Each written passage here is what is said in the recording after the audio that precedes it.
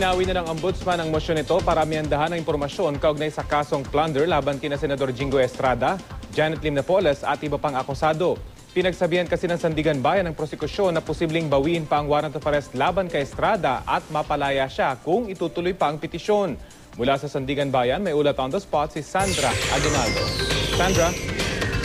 Rafi, hindi na nga babawiin ng Ombudsman yung kanilang isinampa na motion to amend information kaugnay nga dito sa kasong plunder laban kina Senador Jingo Estrada, Janet Lim Napoles at iba pang akusado. Winidraw na kasi ng prosecution ang kanilang motion to amend information matapos silang pagsabihan ng korte na posibleng bawiin din ang warrant of arrest kay Estrada at palayain ito. Sabi kasi ni Judge Roland Jurado sa prosecutors, ang warrant of arrest na pinalabas laban kay Estrada ay nakabase sa original information na sinumite ng Ombudsman sa Sandigan Bayan.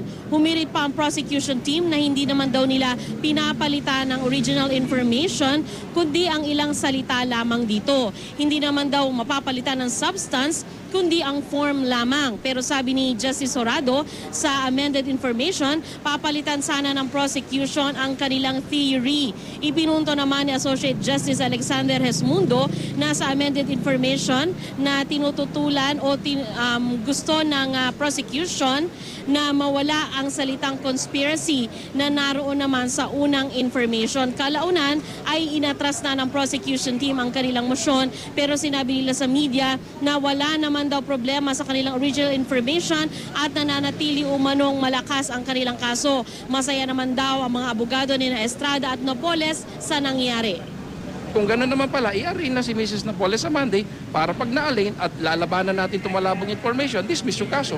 Kung naniniwala talaga ako na walang plunder, kaya malakas ang loob ko magpa-arraign para nga matapos na. Sa amended information nila, bale tinanggal nila, pinalitan nila yung word na conspiracy to in collaboration.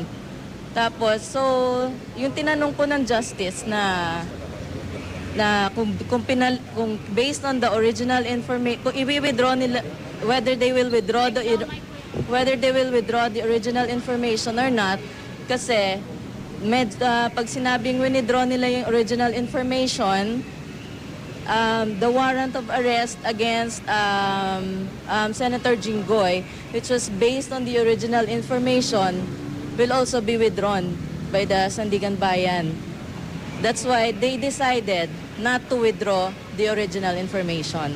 Rafi, sa Lunes ay nakaset na yung arraignment para kina Estrada, Napoles at iba pang akusado. Gayon din ay for resolution naman yung kahilingan ng kampo na Estrada na magsagawa ng hearing para dun sa kagustuhan naman niya na makapagpiyansa. Rafi? Sandra, nagpaliwanag ba yung prosecution o yung ombudsman kung bakit in the first place hindi nila nakita itong masasabi siguro nating butas na ito para hindi na kailangan gawin yung pag-withdraw at paghingi pa ng Sandigan Bayan ng petisyon, Sandra? Rafi, alam mo, hindi nagbibigay ng anumang pahayag yung mga prosecutors dito. Katunayan, kanina hinabol natin sila at gusto sana natin na marinig yung kanilang paliwanag pero sila ay umiwas talaga sa media. Pero bago yan, may nakausap tayo ng isang member ng prosecution panel at iginigiit nila na wala rin naman daw masasabing defect yung unang information at sila ay naninindigan na kahit hindi na pagbigyan ng korte yung kahilingan nila ngayon ay kaya pa rin nilang ilaban itong kaso na ito, Rafi. Pero syempre, Sandra, yan yung panig ng prosecution. Pero para ba sa depensa, isa na naman itong maliit na victory, kumbaga, Sandra?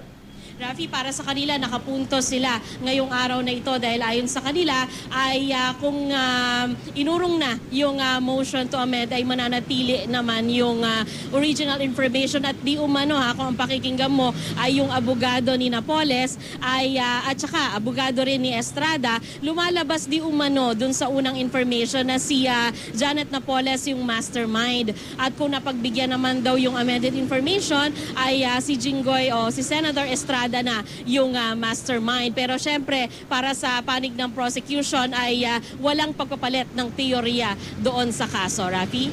Okay, maraming salamat, Sandra Aguinaldo.